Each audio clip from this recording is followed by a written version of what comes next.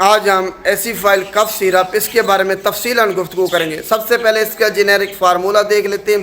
اس کے اندر دو ڈرگز ہیں، ایک ہے ایسیفائلین پیپرازین اور دوسری ہے ڈائفینہیڈرامین۔ ہر 5 ml یا ایک چائے والے چمچ میں ایسیفائلین پیپرازین کی مقدار 45 ملی گرام ہے اور ڈائفینہیڈرامین کی مقدار 8 ملی گرام شامل ہے۔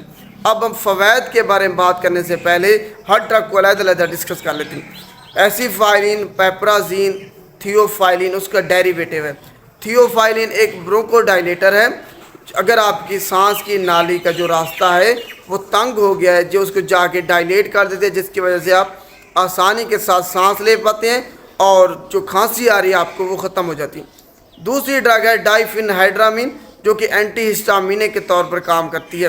اگر آپ کو کسی الرجن کی وجہ سے کھانسی آ رہی ہے، کولڈ ہے آپ کو، تو یہ اس کو جا کے ٹھیک کر دیتی ہے، آپ کی ناک بند ہے۔ اب ہم اکٹھے فوائد کے بارے میں بات کرتے ہیں۔ اگر آپ کو خشک کھانسی ہے، آپ کی ناک بند ہے، تو اس کے لیے اس کو استعمال کیا جا سکتا ہے۔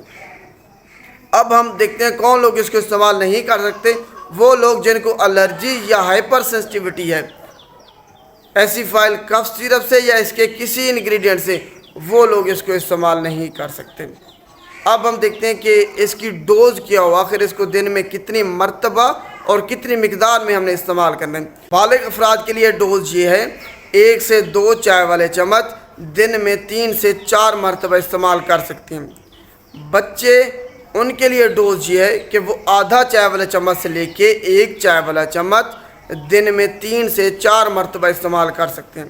جو انفینٹس ہیں جن کی عمر 4 مہینے سے لے کے 12 مہینے تک ہے، وہ 1/4 چائے والا چمچ دن میں 3 مرتبہ استعمال کر سکتے ہیں۔ تو یہ اس کی ڈوز ہے۔ آخر میں ہم اس کی ایڈورس ڈرگ ریئیکشن مضر صحت اثرات کے بارے میں بات کرتے ہیں۔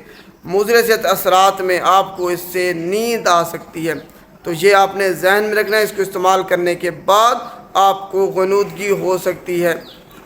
تو آج کا ٹاپک ایسیفائل سیرپ کے بارے میں تھا۔ امید ہے آپ کو تفصیلاً سمجھ آ گئی ہوگی کہ اگر آپ کو خشک کھانسی ہے یا پھر آپ کو کامن جو کولڈ ہے، تو صورت میں اگر آپ کو کھانسی آ رہی ہے تو آپ نے کون سا سیرپ استعمال کرنا ہے۔ شکریہ۔